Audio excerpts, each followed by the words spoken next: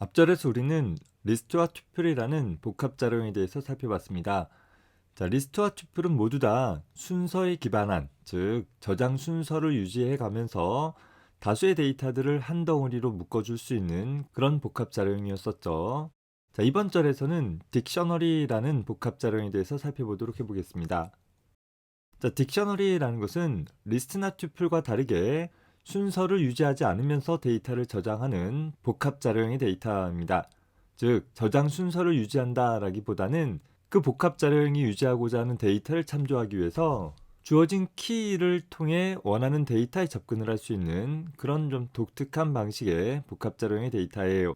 마치 우리 일상생활에서의 사전에서처럼 내가 의미를 찾고자 하는 단어를 기반으로 해서 그 단어에 대한 상세 설명들을 찾아볼 수 있는 것처럼 현재 데이터에 접근을 하기 위해서 단지 순번이 아니라 그 데이터에 접근할 수 있는 고유한 정보로서 하나의 키값, 즉 이 데이터에 접근할 수 있는 열쇠 역할을 수행을 할 수 있는 정보를 기반으로 해서 이 데이터에 접근할 때 사용을 해볼 수 있는 그런 자료형이에요.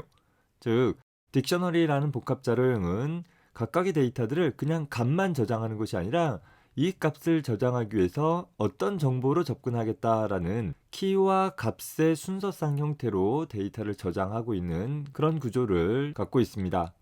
저장 순서를 유지하는 대신에 이렇게 키 값을 통해 원하는 데이터에 접근할 수 있도록 하는 방법은 좀 더 빠르게 데이터들을 접근할 수 있도록 지원을 해주기 위한 그런 방법이기도 해요. 예를 들어서 다음과 같은 리스트가 있다라고 했을 때 보면 현재 이 리스트 내에 내가 어떠한 값, 예를 들어서 사용자로부터 입력받은 하나의 정수값 100이라는 값이 리스트 안에 존재하는지를 확인을 해보기 위해서는 내부적으로 리스트의 각 요소들이 내가 찾고자 하는 100이라는 값과 일치하는지를 첫 요소부터 마지막 요소까지 순차적으로 다 비교하는 일들이 필요할 거예요. 물론 우리는 in이라는 키워드를 통해 가지고서 간단하게 확인해 볼 수는 있다지만 그 in 키워드를 통해 내부적으로 이 리스트 안에 내가 찾고자 하는 값들이 존재하는지를 확인하는 과정들은 개별적인 요소들을 일일이 검사해 주는 그런 방법들만이 가능하게 될 것이에요. 물론 내가 찾고자 하는 값이 11이라는 값인 경우에는 리스트의 첫 번째 요소와 일치하기 때문에 11이라는 값이 있다는 것을 그저 단 하나의 요소를 비교해보는 행위만으로도 바로 판별할 수는 있긴 하겠지만 현재 이 리스트에 포함되고 있지 않은 100이라든가 0이라든가와 같은 데이터가 이 리스트에 없다라는 것은 각 요소를 끝까지 비교해봐서 마지막 요소까지 비교해봤으나 일치하는 내용이 없다라고 했을 때 리스트에 해당하는 값이 없구나라고 판별을 할 수 있게 되어진다라는 것입니다. 이렇게 리스트의 길이가 짧다라고 한다면 사실 우리 사람 입장에서 본다라고 하면 한눈에 살펴볼 수도 있긴 하겠지만 리스트의 요소의 개수가 굉장히 많아진다라고 한다면 예를 들어서 1000개의 요소를 가지고 있다라든가 혹은 10,000개의 요소를 갖고 있다라고 한다면 어떤 특정 데이터가 리스트 안에 있다 없다라는 것을 판별하기를 간단하게는 첫 번째 요소만 비교해도 되지만 궁극적으로는 모든 요소를 다 비교해야지만 결정 내릴 수 있는 그런 좀 단점들이 나타날 수 있다라는 거예요.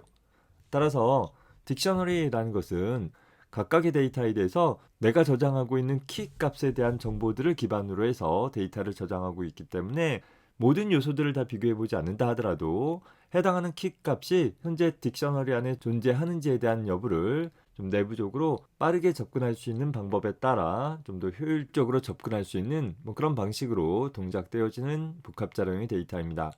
따라서 우리가 딕셔너리라는 복합 자료형의 데이터를 접근을 할 때에는 더 이상 순서가 중요하지 않다라는 것이죠. 각각의 데이터들이 어떤 순서대로 저장되어 있는지 또 어떤 순서대로 접근하는지가 관건이 아니라 그 데이터를 접근하기 위해서 필요한 키 값이 무엇인지를 좀 찾아봐야 될 것이고 그 키 값을 통해서 원하는 데이터에 접근하게 되어지는 특징을 가지게 되어질 것입니다. 마치 리스트나 튜플에서 인덱스 값은 각각의 데이터에 대해 고유한 값을 갖고 있듯이 딕셔너리 역시 각 데이터를 위한 키 값은 고유한 정보가 될 것이에요. 즉 하나의 딕셔너리에 저장되어진 각각의 데이터는 서로 다른 키 값들을 갖게 되어질 것이에요. 다만 특정 키에 대한 데이터, 즉 value 값은 각 키에 할당되어진 값이기는 하나 딕셔너리 전체적으로 본다라고 하면 중복된 값들이 허용되어질 수 있는 그런 구조입니다. 리스트나 튜플 같은 경우에도 보면 각각의 요소 값들이 서로 같은 값일 수는 있잖아요. 동일한 인덱스 값을 가질 수는 없지만 동일한 값들은 가질 수 있었던 것처럼 딕셔너리 역시 동일한 키 값을 가질 수는 없으나 동일한 값들이 특정 키에 연관되어져서 저장되어지는 것은 가능한 그런 저장 구조를 취하고 있습니다.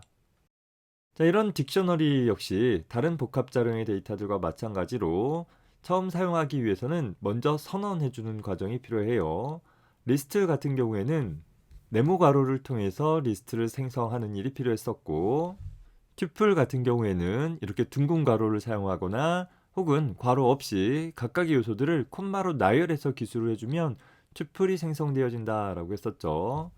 딕셔너리 같은 경우에는 각각의 요소 값들을 다음과 같은 중괄호를 이용해서 값들을 나열해주면 되는데, 리스트나 튜플처럼 그저 각각의 요소 값들만 순서대로 나열해주는 것이 아니라 일단 딕셔너리는 순서가 중요하지 않았다라고 했어요. 나열되어지는 순서가 중요한 건 아니고 더불어서 각각의 데이터만 있으면 되는 것이 아니라 얘네들 같은 경우에는 얘가 0번 요소이다, 1번 요소이다 와 같이 데이터들만 나열하더라도 그 순서가 저장되어지고 그 순번에 따라 각 요소를 접근할 수는 있는 거잖아요. 그런데 딕셔너리라는 것은 순서에 따라 데이터에 접근하는 것이 아니기 때문에 각각의 데이터들을 접근하기 위해서 필요한 키 값과 데이터 값들을 같이 순서상 형태로 짝지워서 나열해주는 일이 필요하더라라는 거예요. 즉, 이 첫 번째 데이터에 접근을 하기 위해서 이 키 값에 대한 정보로 접근할 수 있도록 하겠다라고 지정을 해주는 것이고, 첫 번째 데이터에 대한 기술에 이어서 콤마로 구분을 해서 두 번째 데이터에 접근하기 위해서는 이 키 값을 사용을 하겠다와 같이 키와 데이터들의 나열들을 기술을 해줌으로써 하나의 딕셔너리 안에 다수의 요소들을 포함할 수 있도록 해줄 수 있게 되어지는 것입니다. 이때 키 값은 숫자 값일 수도 있고 문자열일 수도 있어요. 다양한 자료형의 데이터들이 사용되어질 수 있되 하나의 딕셔너리 안에 있는 키 값들은 반드시 고유하게 식별되어질 수 있는 키 값만이 가능하게 되어질 것입니다. 즉, 하나의 딕셔너리 내에서는 키 값의 중복을 허용하지 않는다라는 점 확인을 하나 해두고, 혹시 어떤 키 값이 중복되어져서 사용되어졌다라고 하면, 즉 첫 번째 키 값과 두 번째 키 값이 서로 같은 키 값으로 지정되었다라고 한다면 오류가 발생되어지는 건 아니고 현재 딕셔너리 내부적으로 두 키 값 중 어느 하나의 데이터만 임의적으로 선택되어진다라는 거예요.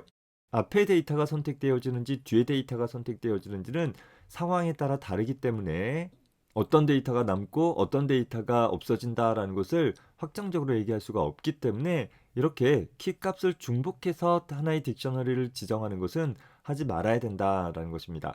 반드시 모든 데이터에 대한 키 값들은 고유하게 식별되어질 수 있는 정보들로 기술되어져야 할 것이에요.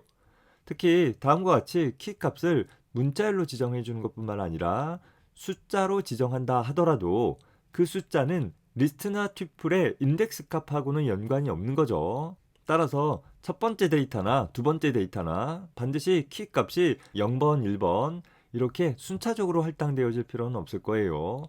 그저 각각의 데이터들을 식별하기 위한 하나의 정보로서, 하나의 데이터로서 어떤 임의의 값을 나타낼 수 있도록만 해주면 되는 것이고, 하나의 딕셔너리 안에서는 그 키 값들이 중복되지만 않게 고유하게 식별되어져서 사용할 수 있도록 지정이 되어지면 되는 것입니다. 자, 다음과 같은 딕셔너리의 선언 예를 한번 살펴봅시다. 영문자 파이썬이라는 키 값으로 한글 파이썬이라는 문자열을 저장하고 있고, 역시 영문자 베이직이라는 문자열로 한글 기초라는 문자열을, 또 프로그래밍이라는 키 값으로 한글 프로그래밍이라는 데이터를 각각 유지하도록 하고 있는 거죠. 현재 이 딕셔너리를 통해서 유지하고 싶은 데이터는 한글로 기술되어진 파이썬 기초 프로그래밍이라는 데이터를 유지하고 싶은 거예요. 그런데 그 데이터에 접근하기 위한 열쇠 역할을 수행을 할 수 있는 키 값으로서 영문 파이썬 베이직 프로그래밍이라는 문자열이 사용되고 있는 거죠. 하나의 한글 문자열을 접근하기 위해서 영문 문자열이 키 값으로 사용되어진다라는 측면에서 본다라고 하면 마치 영한 사전에서처럼 영어 단어가 결정되어지면 그에 따른 한글 단어를 얻을 수 있게 처리되어지는 특징을 갖게 되어지는 것입니다. 따라서 현재 딕셔너리의 내용을 프린트 내장 함수를 통해서 출력해 보면 어떤 키값으로 어떤 데이터가 저장되어 있다라는 것들을 하나의 딕셔너리 표현 방식으로 출력이 되어질 것이고, 파이썬 튜터를 통해서 가시적으로 출력을 해보게 되어지면 딕셔너리를 위한 변수 자체는 딕셔너리 객체에 대한 참조값을 갖고서 해당하는 딕셔너리 객체를 외부 참조할 수 있는 형태로 구성이 되어질 것이에요. 그리고 딕셔너리는 각각의 데이터들을 주어진 키값과 연관시켜서 저장이 되고 있는데, 현재 이 예제에서 보면 내가 나열한 순서가 그대로 유지되어지는 것처럼 보여져요. 물론 유지되어질 수도 있고 아닐 수도 있고, 딕셔너리라는 것은 순서가 중요하지 않다라고 했어요. 뭐 이렇게 나열되어 있다라고 해서 얘가 0번 데이터, 얘가 1번 데이터, 얘가 2번 데이터 이렇게 순번에 따라 접근할 수 있는 방법 자체가 없으니까 우리는 딕셔너리를 사용을 할 때는 순서는 잊어버리자라는 거예요. 어떤 순서대로 저장되어졌는지는 염두에 두지 말고 각각의 데이터들을 접근을 하기 위한 키값이 무엇이냐라는 것들을 확인을 하고 그 키값을 통해서 접근할 수 있도록 해가도록 해봅시다.